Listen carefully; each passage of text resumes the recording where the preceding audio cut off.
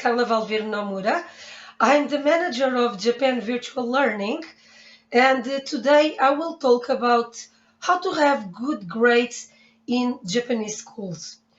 Okay, so today I had the first comment on my YouTube channel. I'm so happy. Thank you so much. Thank you very much. Sometimes I can't measure if the things that I talk about in my YouTube video, if they are useful for people or if I'm just spending their time. So if you give me a comment, I would be so happy. Thank you so much. Okay, so let's start our conversation about grades in Japanese school.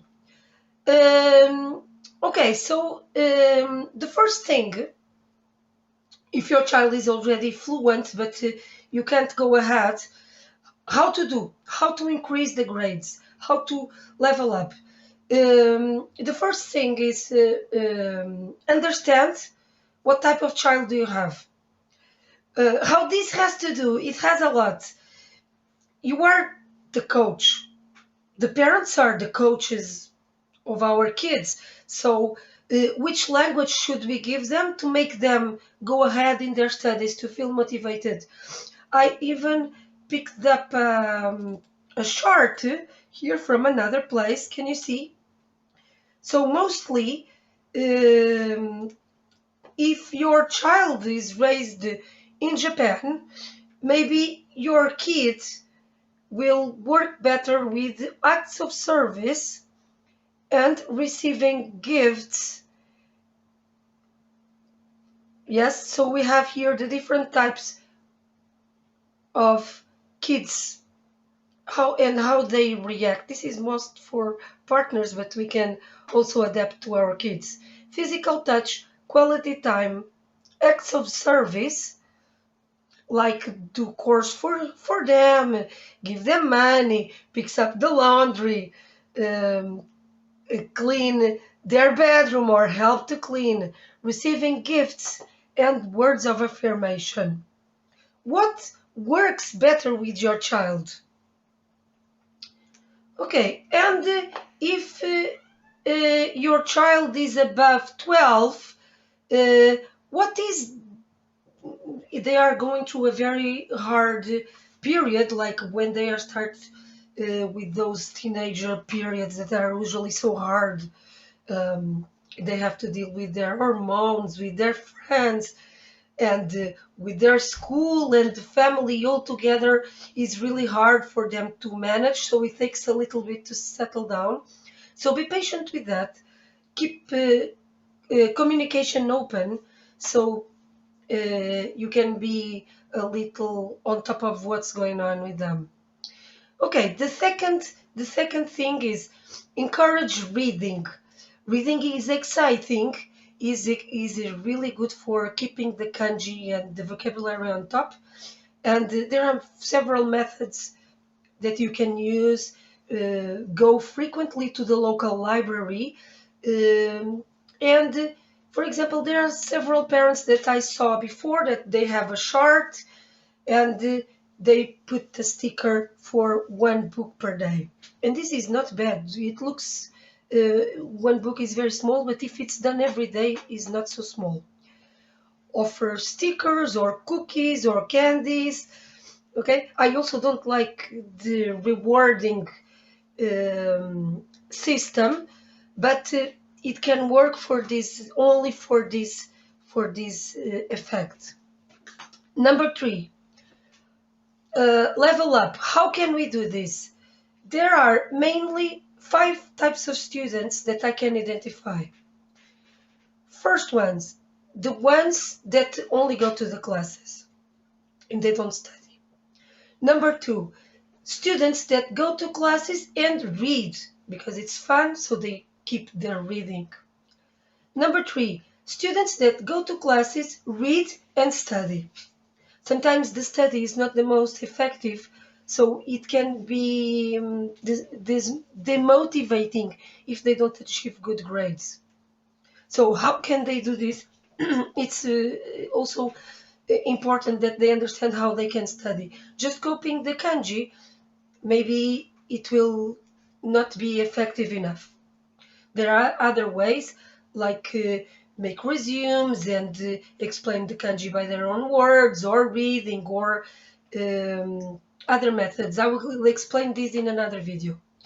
And number 4 is the students that do all the things plus chronometrated mock tests. And this is very important. Why is that? Because the students it in Japan is not enough to be good and to know the kanji and all of the stuff that they have to know. They have to be quick, and for this they have to study. Plus, they have to study more. So, doing more tests and chronometrated tests, it will help them to know where they have to work on. So you can find these tests in bookstores. And why it is important to do the mock tests? Because the children are in a different setting. They make mistakes. They feel nervous, and they don't have the same type of behavior that they have in a class or in a test in a class. An exam is totally different. So I really advise parents to enroll their kids in the kanji kente.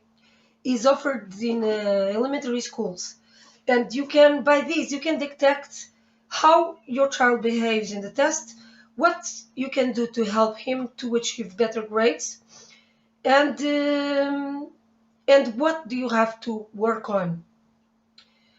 Okay, another important tip is to hire a tutor for the subjects that he or she is in difficulties, that is more difficult for him to study.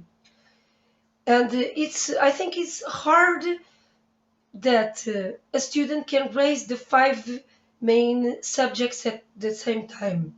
Let's say Kokugo, Shakai, Ego, and Sansu, and even Bukatsu, if they have a Bukatsu. This is hard to, if they have after schools. This is hard to manage. So what should we do?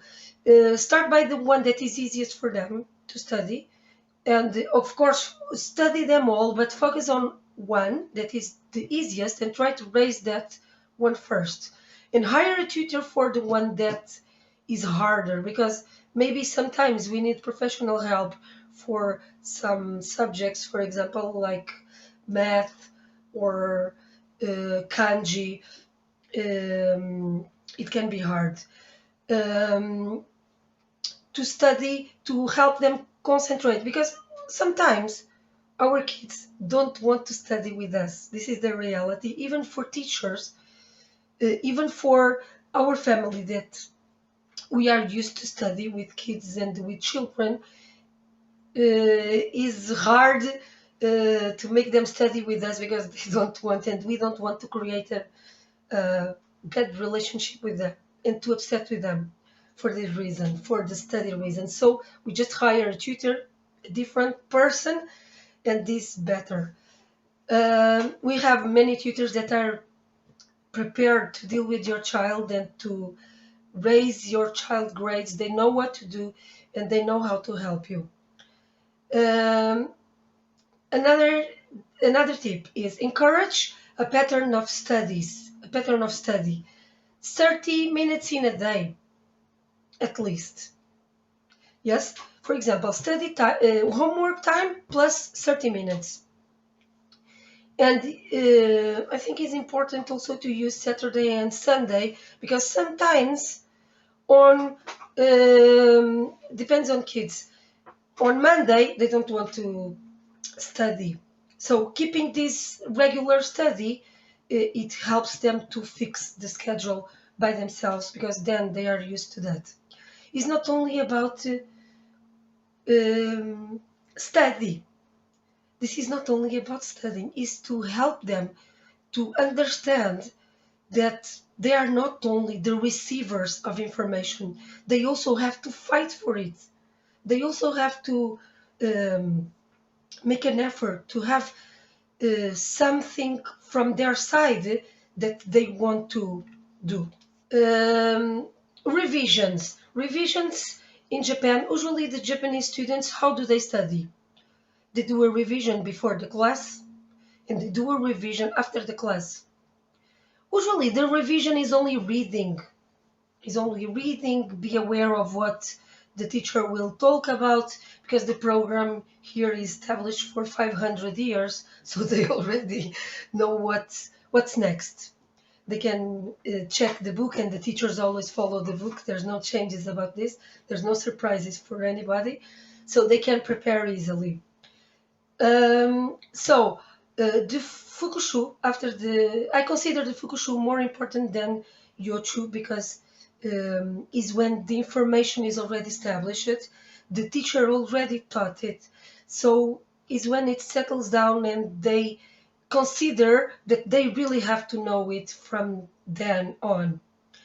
And how to review? Review this on the same day, the things that they studied.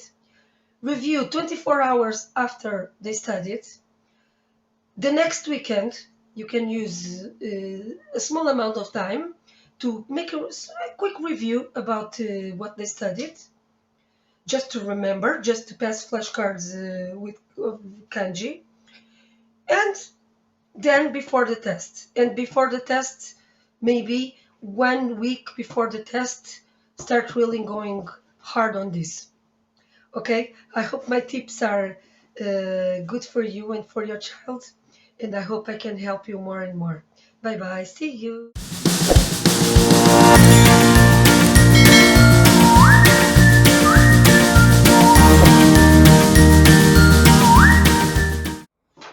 Wow! Since you watched my video until the end, I have a present for you. Go to our website and insert this code in the Japanese classes that you want to have a trial class for your kids. Okay? Bye bye. See you.